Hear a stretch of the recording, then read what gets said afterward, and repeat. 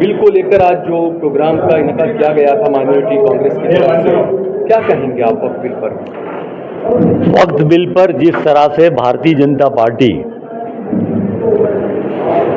देश को गुमराह करके देश की जनता के मुख्य मुद्दों से भड़काना चाहती है, पार्लियामेंट का उपयोग ये देश की डाइवर्सिटी जो यूनिटी है जिससे देश बंधा हुआ है, आज़ादी की लड़ाई से अंग्रेजों के सामने लड़ने के साथ जो आबादी हुई है, डेवलपमेंट हुआ है, फिर वो साइकिल को नेगेटिव करने के लिए कोशिश कर रही है। आज जो यूसीसी के बारे में भी चर्चा यहाँ हुई, वो इसलिए कि भारतीय जनता पार्टी, उनकी सरकारें, उनकी आइडियोलॉजी, उनकी फिलॉसफी, आपने अंग्रेज रूल को देखा, उसके पहले के रूल को देखा, और आज अपनी सत्ता को बचा के एक्सप्लॉइट करके ये देश की संपत्ति को जिस तरह से लूटना चाहते हैं, एक्सप्लॉइट करना चाहते हैं, मोनोपोलाइज करना चाहते हैं, कुछ ही चंद लोगों के हाथ में ये सत्ता से पूरी संपत्ति को लूटना चाहते हैं। इसलिए अलग अलग कानून व्यवस्था बना के लोगों में डिवीजन कराना चाहते हैं। मतलब ये जो पोलराइजेशन की बात है, कहने का ये मतलब नहीं है, पर दूसरे समाज को ये फील हो, अदर फील हो, तो उसकी जो मेजॉरिटी कम्युनिटी है उसके जो मुद्दे हैं, गरीबी, बेकारी, महंगाई, भ्रष्टाचार, सम्मान नहीं मिलना, शोषण होना, उन सब से उसको गुमराह करके, जैसा कहा जाता है कि चमत्कार की बातें, गणपति को दूध पिला दिया करके, तो किसने पिलाया? तो यही लोगों ने। कहने का मतलब अंधश्रद्धा को बढ़ावा दे के मुख्य मुद्दों से, और दूसरे लोगों को ये आपके लिए डेंजरस है ऐसी बातें करा के, तो इसके बारे में पूरी सोच और समझ सभी समाज के लोगों के बीच जानी चाहिए। तो 11 साल की नाकामियों पर पर्दा डालने के लिए मुसलमानों का वक्फ बिल का इस्तेमाल किया गया सीधे तौर पर। आपकी सही बात है। आज शुरुआत करेंगे तो माइनॉरिटी के साथ, कल दलितों के साथ, फिर आदिवासियों के साथ, फिर ओबीसी के साथ, ये किसी को नहीं बख्शेंगे। इनका काम है 5-10% लोग इस देश को रूल करें, इसकी संपत्ति को लूटे, इसका एंजॉय करें, लेकिन उसके पर एक लेयर पैकिंग जो बनाना है वो डेमोक्रेसी का बनाना है, अच्छाई का बताना है, धर्म संस्कार का बनाना है, और दिखाना है कि वो बहुत सारी अच्छी सियासत देश में चला रहे हैं, ऐसी बातें करना चाहते हैं। दूसरा, जिस तरीके से किसानों के लिए जो बिल लेकर आए थे, किसान सड़कों पर उतरा और वो बिल वापस लेने पड़े आखिरकार सरकार को, तो मुसलमान सड़कों पर नहीं आ पा रहा है, भय का माहौल है, डर का माहौल है, क्या कहेंगे इसके लिए? देखिए, मुझे लगता है सवाल मुसलमान के अकेले की लड़ाई का नहीं है, ये सेक्युलर बात है, डाइवर्सिटी की बात है, हमारी ट्रेडिशंस की बात है, और हर कम्युनिटी, मजहब और कौम जाति के लोगों की, आदिवासी की अलग स्टाइल है, हमारे ओबीसी लोगों की अलग स्टाइल है, दूसरे लोगों की अलग स्टाइल है, उसको बचा के रखना, वो ट्रेडिशनों को, वही तो हमारा कल्चर है। मोनोपोलाइज करके एक ही रंग में पूरे सभी लोगों को रंग देने से क्या लोग खुश हो जाएंगे, या अच्छा हो जाएगा, या सुखी हो जाएंगे? महंगाई कम हो जाएगी, बेरोजगारी कम हो जाएगी, उनका जीवन बदल जाएगा, लिविंग स्टैंडर्ड में फ़र्क आ जाएगा? ऐसा नहीं होगा। पर ये करना इसलिए चाहते हैं कि अंग्रेज से भी ये लोग, मुझे लगता है, ज़्यादा डेंजरस है। अच्छा, एक आखिरी सवाल ये कि संसद के अंदर जिस तरीके से भले ही कांग्रेस पार्टी की, राहुल गांधी की, प्रियंका गांधी की एक अलग रणनीति होगी कुछ, शायद इसी वजह से वक्फ बिल पर नहीं बोले वो, लेकिन मुसलमान इस चीज को लेकर सवाल उठा रहे हैं अब कि राहुल गांधी और प्रियंका गांधी वक्फ बिल पर आखिरकार क्यों नहीं बोले संसद में। देखिए, वो बोले नहीं बोले वो तो हमारे लीडर हैं, उनके on behalf of them I cannot say anything, क्योंकि हमारी पार्टी को डायरेक्शन तो उन्हीं का है, तभी तो कांग्रेस के लीडर बोले और खुल के बोले, जम के बोले। और मैं भी कौन हूँ, कांग्रेस हूँ, इसलिए तो यहाँ बोल रहा हूँ, आपके सामने बोल रहा हूँ खुल के। और क्या और शायद वक्त बिल से ज़्यादा भी यूसीसी में मैं जो बोला इतना खुल के, आपको लगता है कोई ज़्यादा कोई बोलेगा क्या? बहुत बहुत शुक्रिया हमसे बातचीत करने के लिए। क्या कहोगे आज जो माइनॉरिटी की जो मीटिंग की गई थी?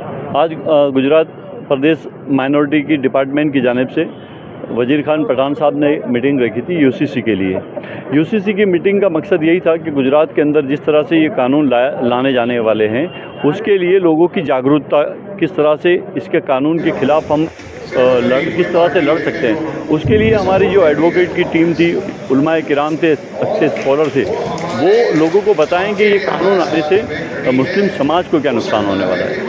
ख़ास करके ये सरकार जब भी कुछ कानून लाई है तो मैं समझता हूँ कि मुस्लिमों को टारगेट बना के लाई है, चाहे 370 हो, मॉब लिंचिंग की घटनाएं बनती हो या और भी कुछ भी हो, आसान धारा हो, वो सिर्फ देखते हैं तो एक ही समाज की तरफ देखते हैं और मुस्लिम समाज किस तरह से परेशान हो, इस तरह के कानून बनते हैं।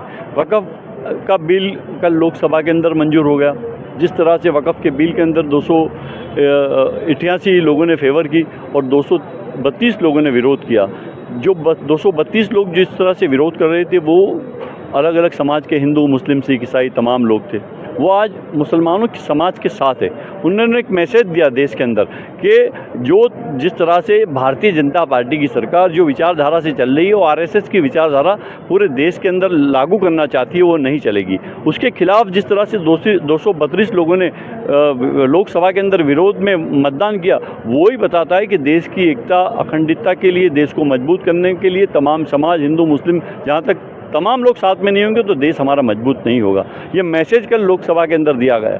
चाहे लोकसभा के अंदर कांग्रेस पार्टी या इंडिया गठबंधन की बहुमति नहीं है, हमारे पास इतने वोट शेयर नहीं है, तो शायद वो बिल हम लोग जो जिस तरह से लाए उसमें हमारी हार हुई है।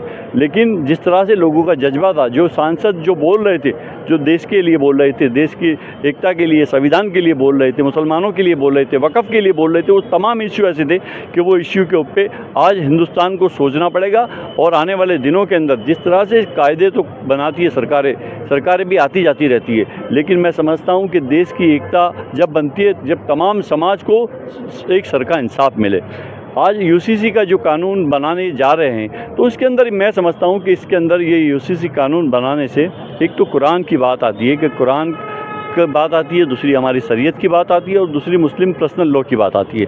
मुस्लिम पर्सनल लॉ ने जो कानून बनाया 1450 साल से देश के अंदर और पूरी दुनिया के अंदर जो इस्लामिक कानून है, इस्लामिक जो शरीयत के मुताबिक जो हमारे मुसलमान जिसको हम जो मानते हैं वो शरीयत के मुताबिक चलता है। चाहे निकाह की बात हो, चाहे तलाक़ की बात हो या मिल्कत के अंदर कोई वसीयत की बात हो, वो इस्लाम के कानून के मुताबिक होता है। इस्लाम ने पहले से ही जिसको सूद हराम कर दिया कि ब्याज हराम है, वो 1400 साल पहले हमारे नबी ने कह दिया था कि ब्याज हमारे लिए देना भी हराम है, लेना भी हराम है। आज चाहे सरकार वो कायदा लाती है तो उसका हम स्वागत करते हैं, लेकिन जिस तरह से हमारे नबी ने उस वक्त किया कि जो चोरी करता है तो उसके आज यूएई, सऊदी अरबिया के अंदर चले जाओ तो उसके चोरी करने वाले के हाथ काट देते। ऐसे कड़क कायदे बनाते तो हम समझते हैं कि देश के अंदर वो बहुत ज़रूरी है कि लोगों का डर होना चाहिए कि सरकारें चलती है। लेकिन जिस तरह से आज कानून बनाए जाते हैं वो सिर्फ एक समाज को टारगेट बनाने के लिए कानून बनते हैं। मैं समझता हूं कि आने वाले दिनों के अंदर ये जब भी हमारी बात होगी तो जिस तरह लोकसभा के अंदर कल तय हुआ, हमारे सम्मानीय नेता राहुल जी ने बताया, खड़गे जी ने बताया और पूरे जो इंडिया गठबंधन के तमाम लोगों ने बताया कि हम इसके लिए सुप्रीम कोर्ट में जाने वाले हैं। सुप्रीम कोर्ट के अंदर हम हमारी बात रखेंगे कि ये कानून वक़्फ़ के अंदर जो लाए हैं इसका हम विरोध करते हैं। इसी तरह यूसीसी का भी जो कानून अगर इनके पास मेजॉरिटी है, बहुमति है तो मंजूर होता है, तो उसके लिए भी हमारे पास सुप्रीम कोर्ट के दरवाजे खुले हैं। उसके अंदर हम जाएंगे, हमारी बात रखेंगे। देश को जो तोड़ने की बात करेगा वो कभी नहीं चलेगा। ये देश तमाम लोगों की एकता से जुड़ा है, गंगा जमनी तहजीब से जुड़ा है और यहाँ तमाम हिंदू, मुस्लिम, ईसाई तमाम लोग आज मिलजुल के रहते हैं। उसके अंदर नफ़रत जो डालने की कोशिश करते हैं वो कभी भी लोग बर्दाश्त नहीं करेंगे।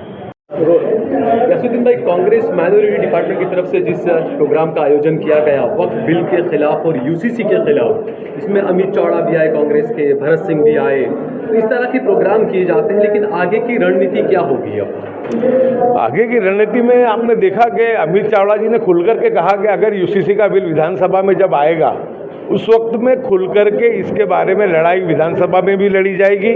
और यहाँ तक भी कांग्रेस पार्टी ने आज ऐलान कर दिया, जयराम रमेश साहब ने प्रेस कॉन्फ्रेंस करके कहा है कि वक्फ के खिलाफ और जो भी ऐसे बिल आते हैं उसके लिए कांग्रेस पार्टी सुप्रीम कोर्ट में भी अब खुद लड़ाई लड़ेगी। इसके सांसद की तरफ से सुप्रीम कोर्ट में अर्जी दाखिल कर दी गई है आज। हाँ, बहुत क्योंकि इसके लिए आप सहल भाई आप जानते हैं, आपने भी मुहिम चलाई थी और हमने भी इस बात को उठाया था कि सिर्फ मुस्लिम समाज की बात को मुस्लिम ही क्यों उठाएं। और जो एडवोकेट्स हैं कांग्रेस के, अभिषेक मनु सिंघवी हो या कपिल सिब्बल जी हो, इनको सबको भी शामिल उसमें होना चाहिए। और देखो कि कल की जो स्पीच रही, कपिल सिब्बल कितना प्यारा बोले, अभिषेक मनु सिंघवी कितनी मजबूताई से बात की, और आज हर पार्टी कह रही है कि हम खड़े रहेंगे। नहीं तो पहले ये था कि जब बुलडोजर वाला मामला आया था उस वक्त में हमको रिक्वेस्ट करनी पड़ती थी कि ये बिलों के दरमियान क्यों अकेली जमीयत उलमा हिंद लड़े, सबको जाना चाहिए और सबको खड़े रहना चाहिए और कांग्रेस को भी अपना वकील रखना चाहिए। तो अल्हम्दुलिल्लाह यानी शुरुआत अच्छी हो गई है। आपने भी जो भरत सिंह भाई से जो सवाल किया कि कांग्रेस के राहुल गांधी और प्रियंका गांधी इसके लिए क्यों नहीं बोले,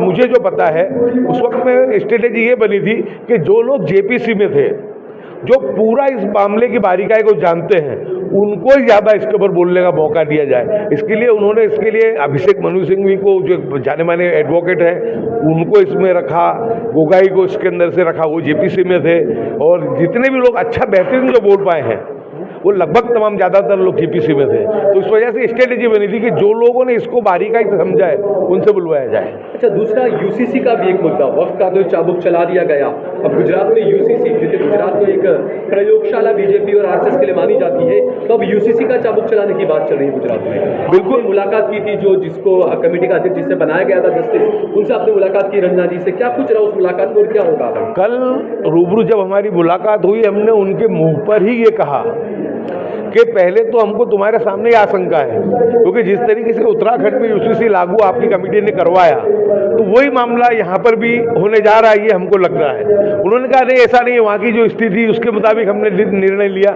यहाँ की स्थिति अलग रहेगी, कमेटी के मेंबर्स भी हमारे कुछ अलग हैं, इसलिए हम नए तरीके से सोच कर, लेकिन जिस तरीके से 6 मेंबर्स में एक भी मुस्लिम मेंबर को नहीं लिया गया, जिस तरीके से इन्होंने जिस कमेटी को पूरा सुनने जाना चाहिए, कमेटी हर जगह नहीं गई, उन्होंने सिर्फ एक मेंबर को कितनी जगह पर यानी इन्होंने जो भेजा, यानी इनकी मंशा बिल्कुल खुली है। उस वक्त में हमने उनसे कहा कि जब तुम हमसे सारी बातें सुनना चाहते हो, समझना चाहते हो, तो फिर तुम जो हमारा इतना बड़ा संगठन गुजरात मुस्लिम हित रक्षक समिति, जिसके छत्र नीचे हर धर्म, हर मुस्लिम संप्रदाय के सभी लोग, उसमें सभी मसलक फिरका के लोग हैं, उनको भी आपको बुलाना चाहिए, उनसे बात करनी चाहिए। आप जो करने वाले हो वो तो तय रख रहा है। तो उस वक्त में भी उनको थोड़ा सा वो बुरा लगा, बोले नहीं, ऐसा हमको पहले भी कहा, आपको ऐसा नहीं है। कम से कम प्रोसीजर तो ऐसी करो, कम से कम ऐसी पारदर्शिता लगे कि लोगों को पता चले कि तुमने सबको बुलाया और सबको सुना। तो उन्होंने उस वक्त में हमको प्रॉमिस भी किया कि हम मुस्लिम हित रक्षक समिति को वापस से भी बुलाएंगे, और फिर शाम को जब उनके सेक्रेटरी मिले, जब उन्होंने भी कहा, तो ये प्रोसीजर तो होगी। लेकिन मुझे ये पूरा इनकी मंशा के ऊपर ये पूरा संदेह और पक्का संदेह कि बिल को पास करेंगे बहुमति के जोर पे।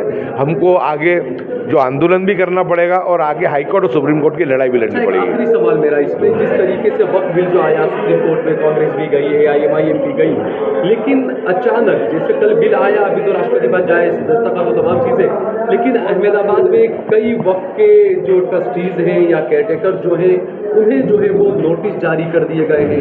उत्तर प्रदेश में भी नोटिस जारी कर दिए गए हैं कि आपका सारा ब्यौरा तैयार है कि हम जांच के लिए आने वाली है हमारी टीमें। बिल्कुल, इनकी जो बददानत है वो उससे साबित करती है कि ये बिल को क्यों लाए। जब बात क्यों कर रहे हैं कि मुस्लिम समाज के विकास के लिए हम लोग ला रहे हैं, वक्फ की प्रॉपर्टीज़ का सही इस्तेमाल उसके ला रहे हैं, लेकिन ये कोई काम इन्होंने हमारे समाज के हित के लिए किया नहीं है, न करने वाले हैं। इनकी मंशा बिल्कुल ये है कि जो हमारे बड़ों ने, जो हमारे औलिया अल्लाहों ने, या जो हमारे पहले जो राजा महाराजा जो बादशाह थे, उन जो जगहें जो दी थी जो कब्रस्तानों के लिए जो दी थी, जो हमारे मदरसों के लिए जगह दी थी, मस्जिदों के लिए दी थी, उन सबको इनको हथियाना है।